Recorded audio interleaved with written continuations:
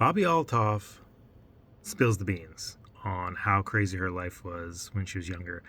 And I think a lot of us can relate, so let's check this out. I think it was freshman year that I started being like, "Get me out of here. I am done. Check me out. This world is too hard. I'm never gonna fit in. I'm never gonna be." I don't know. I really believed that I would never find my place in this world and that I would always be an outcast and that everybody would always be friends with everyone, but I was always gonna be the person who was just left out. And that paired with the fact that my family life was horrible. My parents were very toxic together, but they lived in the same house until I was 14. They just lived on opposite sides of the same house. Oh, wow, that's tough. Yeah, they love to fight. And When did my they get a mom, divorce? Around that same they time? got a divorce when I was in 5th grade, but they stayed in the same house for like 6 years. Oh, gosh. And just would fight horribly, my dad, and now I'm good with my parents, but that took a long time because they were and my mom will admit now that she's changed a lot from my childhood. Yeah.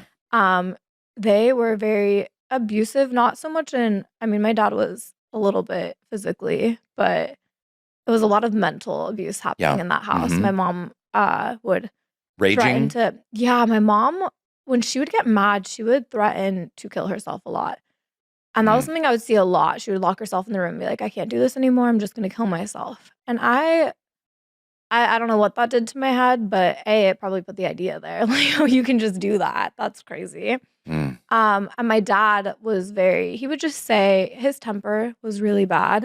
So he would just say the meanest things you could imagine saying to your kids all the time, and, they fought just so much. It was every day, and I remember the day that I was like, "I'm checking out." I just felt like I did not fit in at school. I felt like people weren't very nice, and I got a piece of paper and keep in mind that we were very Christian. Okay. So my dad, who didn't really lead a Christian life, was a very Christian man, and he, Now, how did um that manifest? Was that like church every Sunday, or you no, just it kind of was just like considered we just yourself had to Christian? yeah, we considered ourselves Christian. We used to go to church every Sunday, and for a time, I was going to church a lot too. But, yeah, so I did really believe in God, but that was a very scary thought when I was gonna kill myself because I was like, "You're going to hell," and that sucks, and I was so Mm. scared, so I held off for a while because I thought that I was gonna go to hell, but then I remember that day being like I came to terms with it. It's like, I guess I'm just burning in hell forever. So I wrote a letter to everyone at school and to my parents, and then I just got a Costco thing of Tylenol and just ate and took them all, and then I laid in that bed and I read my Bible and I was like, "Please, God, I know I've just sinned, but please, I am begging you. That was not fair of you to put me in this world. Take me Oh. out. Just take me back." I was so mad. I was like, "God, please." Like, I thought maybe I could convince him out of sending me to hell if I just Mm. told him, "I think you," and then I remember struggling That's because I was heartbreaking, like Bobby. This is yeah, just it was breaking my heart hearing this. it's I I'm feel so here. sad for that No, girl. she was very sad, yeah. That's really dark, and it didn't Yeah, go. So it stayed with you for yeah. a long It's time. still there, that side of me that is like but I have kids now, and I think that's the one thing that's, like, locked me in for life, was having kids. This resonates with me so much because I was actually suicidal when I was younger, uh, about 14 years old, and I was actually planning on, offing myself as well. And by God's, grace, I heard the gospel for the first time, and that changed everything for me.